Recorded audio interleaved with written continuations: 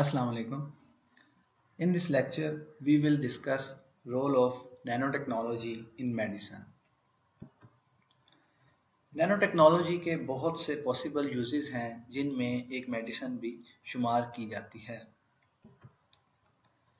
It is a manufacturing technology of 21st century और इस study में डिवाइसेस की मैन्युफैक्चरिंग नैनो स्केल पर की जाती है.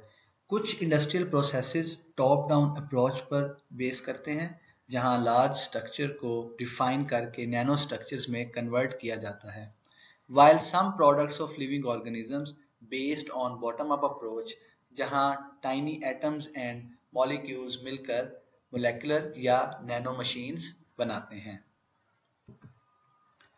Nature shows molecules can serve as machines just like human body एक मशीनरी की तहत काम करती है. In living organisms enzyme molecular machines हैं जो एक मॉलिक्यूल को इकट्ठा रखते हैं थ्रू बॉन्डिंग. इसी तरह muscles and ribosomes are also molecular machines. While in the case of DNA act as a storage system and pass the instructions to molecular machines. Through nanotechnology, small assembler devices use करके molecular structures को control किया जा सकता है जो natural molecular machines या present molecular techniques नहीं कर सकती. In nanotechnology it is all due to the arrangement of atoms and molecules, जैसे कि ये अरेंजमेंट हमें ह्यूमन बॉडी में मिलती है. तो ये सारी preliminary information is necessary and important before going to the nanotechnology impacts in medicine field. कुछ मेडिसिन्स बायोटेक्नोलॉजी के process like recombinant DNA approach use करके बनाई गई हैं जिसमें लिविंग क्रिएचर्स के डीएनए को मैनिपुलेट किया जाता है for desired action. In same manner nanotechnology भी फार्मास्यूटिकल प्रोडक्ट्स बनाने में इस्तेमाल की जा सकती है. So let's discuss what potential nanotechnology has in medicine. Nanorobots, medicine of the future. Actually, nanorobots are nano devices जो 0.5 से 3 माइक्रोन डायमीटर रखती हैं और ह्यूमन बॉडी को पैथोजन से बचा सकती हैं.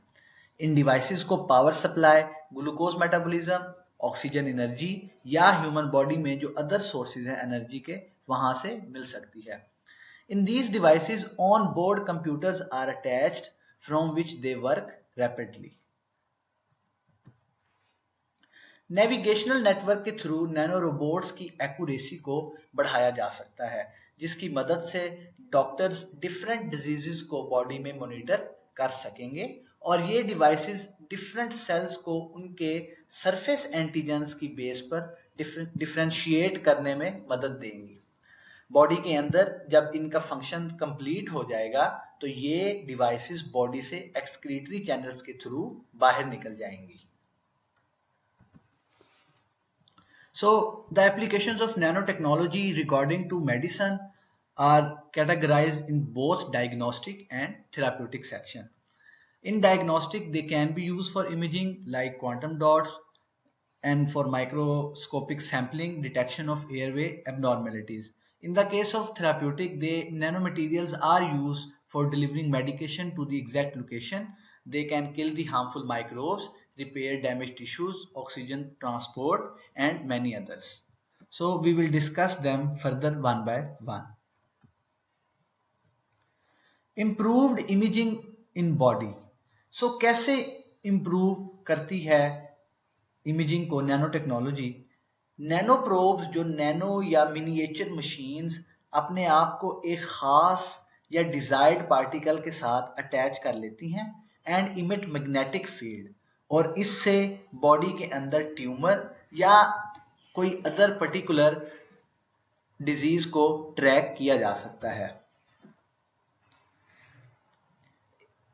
एक स्टडी में नैनो रोबोट इनहेलेशन के जरिए लंग्स में नैनो पार्टिकल्स एल्व्यूलर डक्ट्स में शामिल हो जाते हैं जो टिश्यू सरफेस के साथ जाकर अटैच होते हैं. सो ये this study shows that these nanomaterials can help in tracking of diseases using nanorobots.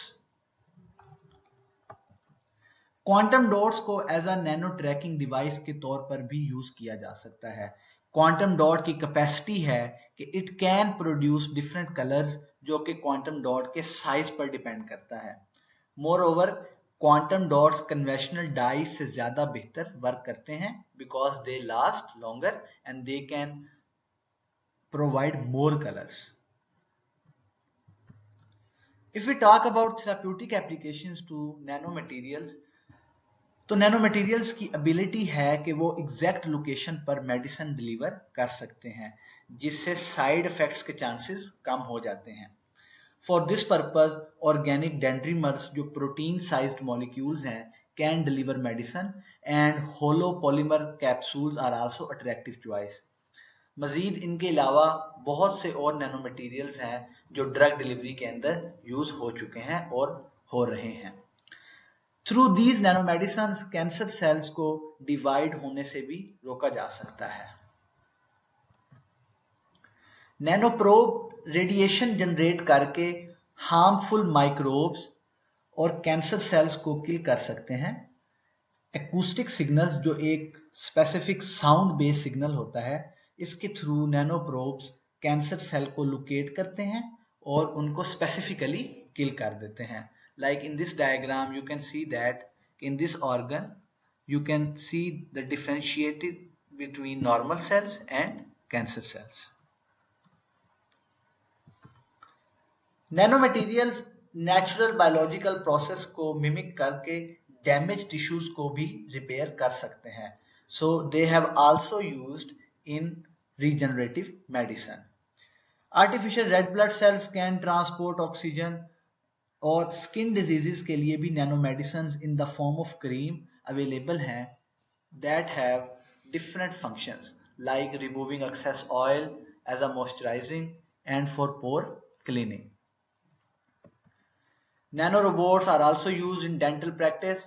Nano robots in dental implants are called dental robots, जो टीथ क्लीनिंग में यूज होते हैं। Further medical nano devices immune system की working को enhance कर सकती हैं bye disabling unwanted substances in the body. These devices can also help to tackle cardiovascular problems. So, for the future of nanotechnology in medicine, there are some distinguished goals like the construction of nanoassembler. Nanoassembler will help us to produce nanoprobes on large scale. हम large scale पर nanoassembler के through nanoprobes बना सकते हैं. But how much time it will take, it is a question. And it is highly predicted that in future nanotechnology will have a significant impact in medicine field, but still research is in pipeline and future of medicine through nanotechnology is still unclear. Thank you.